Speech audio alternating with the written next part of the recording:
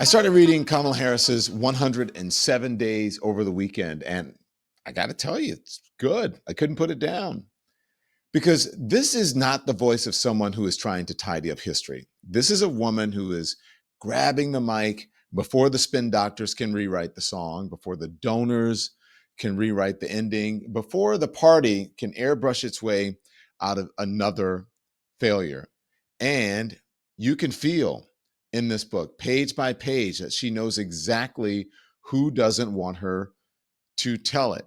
This book is as much about reading the lines and reading between the lines. Before the book even dropped, the panic was already in the air. David Axelrod on CNN called it a bad strategy. Donors whispered about unity. The consultants, God bless the consultants, they started humming that same old tune about discipline, about staying on message, about not giving the other side any ammunition. Okay, that's old school. We're in a new era now. But Harris didn't write this book for them. She wrote it because she was there, because she watched Joe Biden decide alone to run again in 2024, because she watched him falter. And because when it all fell apart, when the donors panicked, when the polls collapsed, when the country knew the writing was on the wall, they handed her 107 days to pull off the impossible. 107 days to pull off a miracle. It's Joe and Jill's decision. That's a quote she writes in the book. We all said that like a mantra. In retrospect, I think it was recklessness. Okay. That's not a line you write if you're still protecting the party. That's not a line you write if you still care about the feelings of the consultants or the egos or the men who made those calls. That is a line you write when you've decided the truth matters more than access. The invitations, the polite applause at the fundraiser in Tribeca or wherever it is, right? I'll tell you this, the minute those words hit print, you could feel the establishment flinch because power hates a mirror. And I think it was a silence that cost her. I do. She writes about the campaign from the inside, the chaos, the silences, the moments when she knew she was walking into fire and did it anyway. Here's a quote. I had no idea I just pulled the pin on a hand grenade.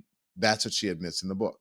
Now, as I read it, I kept thinking, maybe that's the problem. Maybe too many people in this party were too worried about grenades while the house was already on fire. Because there's a cost to silence.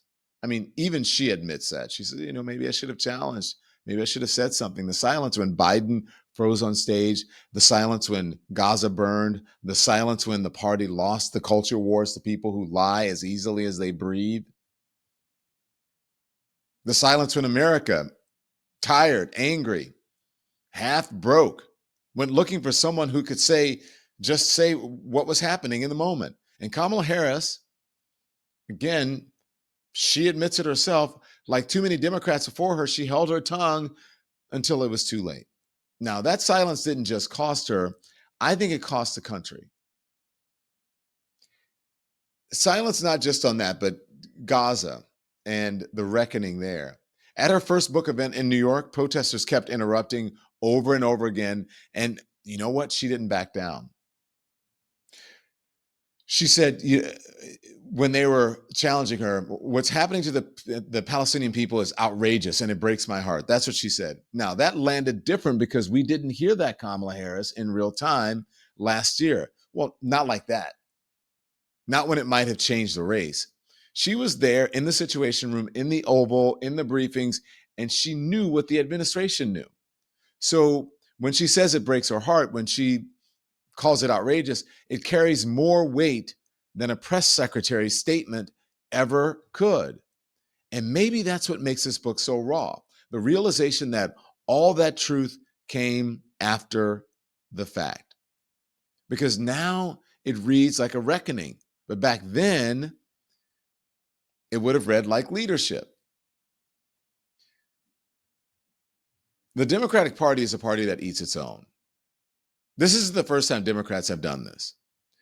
The party has a long tradition of smothering its own voices, silencing the inconvenient, keeping everybody in line until the election is over, and then wondering why the voters never felt inspired. All right. You don't believe me? Ask Shirley Chisholm. Ask Reverend Jesse Jackson.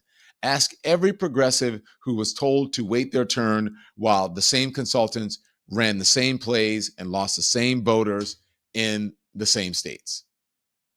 Kamala Harris didn't just inherit a wounded campaign, she inherited a party that confuses caution for wisdom and silence for strategy. And 107 days tears the lid off of that. So, the Kamala Harris I know, here's the thing. I know this Kamala Harris, the one who, after a contentious debate or a tough town hall, would walk off stage with me and talk about life, marriage, interracial relationships, love, sacrifices.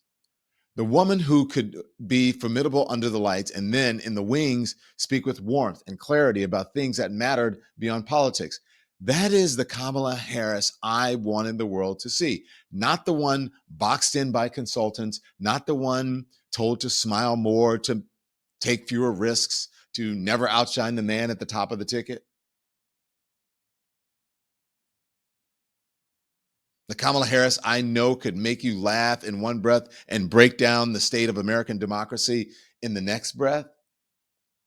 The Kamala Harris I know could have changed the whole race if the party had just let her, if she had just let herself.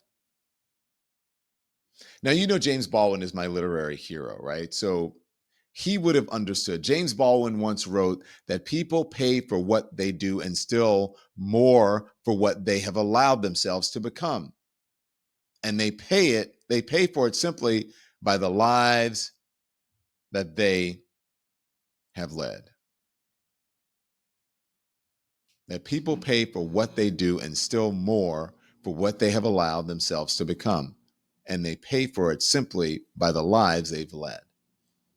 Reading 107 Days, I kept hearing that line because what is this book if not a bill come due, right? A bill for the party that lost its nerve, a bill for the candidate who, by her own admittance, I mean, she admits this, that she waited too long to speak. And she's speaking now in this book. A bill for all people who thought playing it safe was safer than telling the truth. Baldwin would have understood this moment. He always understood the danger of too much caution in the face of too much chaos.